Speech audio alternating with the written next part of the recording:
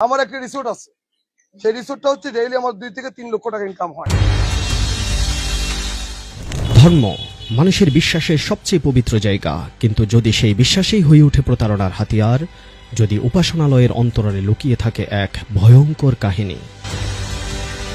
গায়ে ধর্মের লেবাস, মুখে মানব সেবার বলি, আর অন্তরালে রাষ্ট্রতন্ত্রের নাম ভাঙিয়ে শত কোটি টাকার জালিয়াতি, এ যেন এক থ্রিলার সিনেমার গল্পকেও হার মানিয়েছে।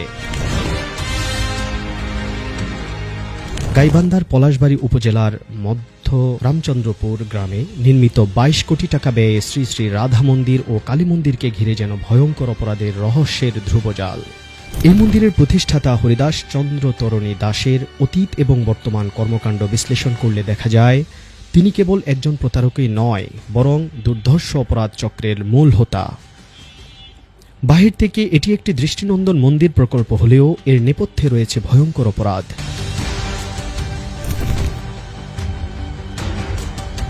জমি দখল, প্রতারণা, ভুয়া পরিচয় ব্যবহার, অর্থ পাচার এবং প্রভাব বিস্তারের জটিল কাহিনী। নথিপত্র, মামলার তথ্য ও স্থানীয়দের বক্তব্য বিশ্লেষণ করলে দেখা যায়, এটি কেবল ধর্মীয় স্থাপনায় নয়, বরং অপরাধের চাদরে মোড়ানো, অবৈধ অর্থের ভিত্তির উপর দাঁড়ানো এক প্রভাবশালী নেটওয়ার্ক।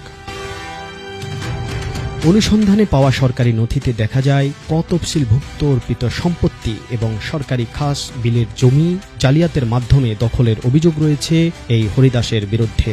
স্থানীয় গাইবান্ধা জেলার পলাশবাড়ী থানায় এই বিষয়ে জিআর মামলা রয়েছে। এছাড়া জলধারা সংরক্ষণ আইন 2000 উপেক্ষা করে বিল ভরাট করে সেখানে বিলাসবহুল রিসোর্ট ও স্থাপনা নির্মাণ করার অভিযোগ।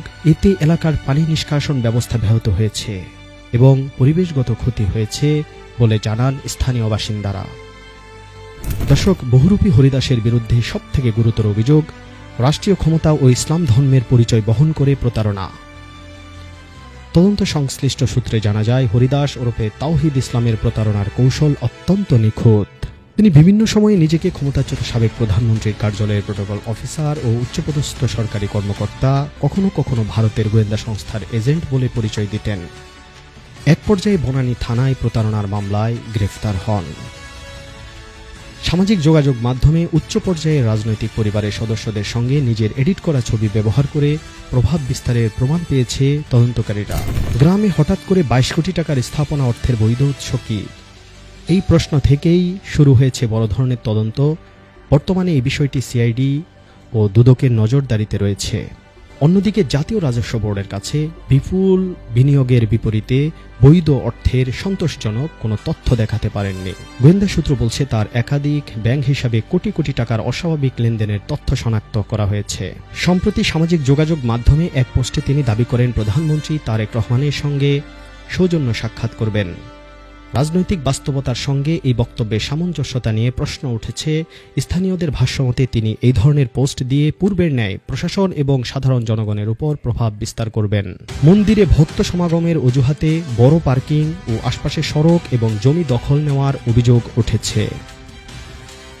তদন্তে আরও উঠে এসেছে, হরিদাস এই চক্রে একা নন, যুক্ত আছেন স্বাস্থ্য অধিদপ্তরের বহিষ্কৃত একজন ক্যাশিয়ার।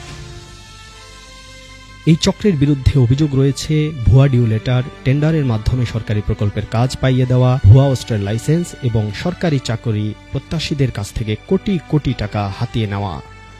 স্থানীয় সচেতন মহলের প্রশ্ন, 2018 সালের একজন সাধারণ এসি মেকানিক ও সবজি বিক্রেতা কি করে শত শত কোটি টাকার মালিক হয়েছেন? অভ্যুত্থান পরবর্তী সময়ে সম্মিলিত সনাতনী জাগরণ জোটের ব্যানারে দেশকে অস্থিতিশীল করার জন্য আন্দোলনে অর্থায়নের পেছনে এই প্রতারকের সম্পৃক্ততা রয়েছে বলে দাবি করছেন স্থানীয়রা। স্থানীয় এক বাসিন্দা পরিচয় গোপন রাখা সত্ত্বে বলেছেন, আমরা শুনেছি সনাতনীদের ব্যানারে কিছু কর্মসূচিতে অর্থ দেওয়া হয়েছে, এর পেছনে অন্য কোনো উদ্দেশ্য আছে কিনা সেটি খতিয়ে দেখা উচিত।